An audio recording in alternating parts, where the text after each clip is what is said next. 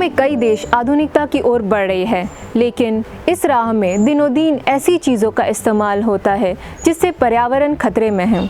प्रकृति को इंसान के साथ तालमेल बिठाना होता है, लेकिन लगातार वातावरण प्रदूषित हो रहा है जिससे कई समस्याएं बढ़ रही हैं, जो हमारे जनजीवन को प्रभावित कर रही है और साथ ही प्राकृतिक आपदाओं की भी वजह बन रही है।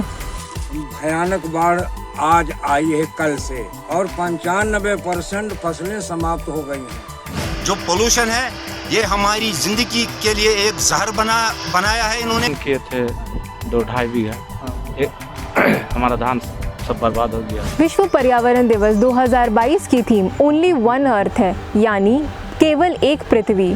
इस थीम के आधार पर प्रकृति के साथ सद्भाव में रहने पर ध्यान केंद्रित किया गया है।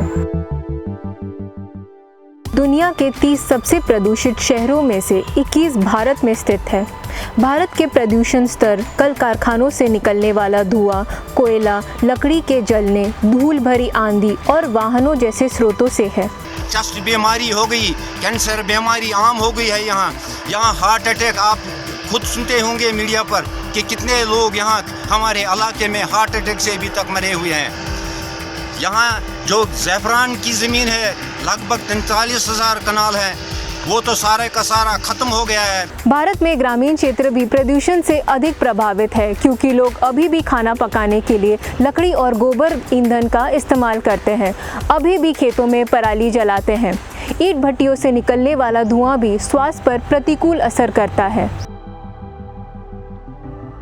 भारत में नियमित रूप से आने वाली आपदाओं में बाढ़ प्रमुख आपदा है, जिसका प्रभाव बड़े क्षेत्रों पर पड़ता है। दुनिया के सबसे अधिक बाढ़ संभावित देशों में से भारत एक है। 35 राज्यों और केंद्र शासित प्रदेशों में से 23 राज्य बाढ़ की दृष्टि से अति संवेदनशील है। अनवरा खातून बीड़ी बनाकर किसी तरह जीवन यापन करती थी। तूफान ने इनका पूरा आशियाना उजाड़ दिया।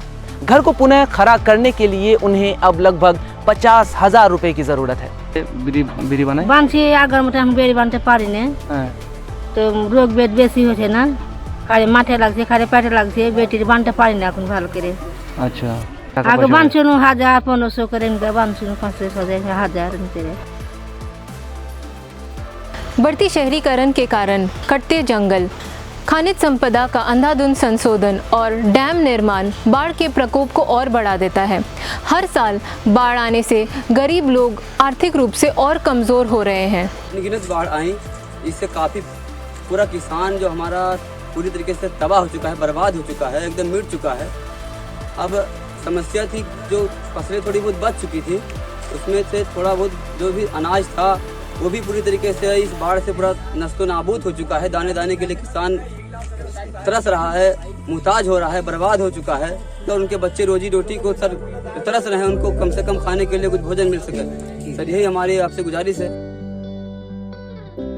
भारत की 7,516 किलोमीटर लंबी तटीय रेखा के किनारे रहने वाले लोग चक्रवात के खतरे में रहते हैं। औसतन 5 से 6 चक्रवात प्रत्येक वर्ष भारत में आते हैं, जिनमें से ज़्यादातर बंगाल की खाड़ी में होते हैं। मानसून के बाद चक्रवात अक्सर आते हैं और आमतौर पर उनकी तीव्रता अधिक विनाशकारी होती है। जान माल के नुकसान के साथ खेतों में भी भारी नुकसान होता है। तूफान के बाद होने वाले नुकसान की भरपाई के लिए समुदाय को सरकारी मदद का इंतजार रहता है, पर नुकसान की तुलना में मिलने वाला राहत काफ़ी नहीं होता। 1.5 लाख का नुकसान है, तो कुछ उम्मीद है इससे कुछ बच पाएगा आपका? नहीं, एक भी दाना, एक भी रुपया नहीं बचेगा। वो भी साला 1 लाख रुपया तो खाद वाला खाली पाएगा, तेल और खाद 100 रुपये करके डीजल। अच्छा, ये सब बाकी ही है? सब बाकी है सर। कहाँ से होगा, मतलब कोई थोड़ी है, हम लोग सोचे होगा फिर दे देंगे, दे देता है दुकान वाला जो। खेती के अलावा क्या करते हैं आप? खेती के अलावा और कुछ नहीं है सर। अच्छा, पूरी तरीके से खेती पर निर्भर है। धान भी है उधर, 2 बीघा खत्म हो गया। अच्छा, धान भी खत्म? धान भी वाल बना दिया अभी। भारत जैसे देश में अभी भी अधिकांश अनाज वर्षा आधारित क्षेत्रों में उगाया जाता है। गर्मी बढ़ने से पानी की भी मांग बढ़ती है। हमें तत्काल बड़े पैमाने पर पानी के भंडारण पर ध्यान देना होगा।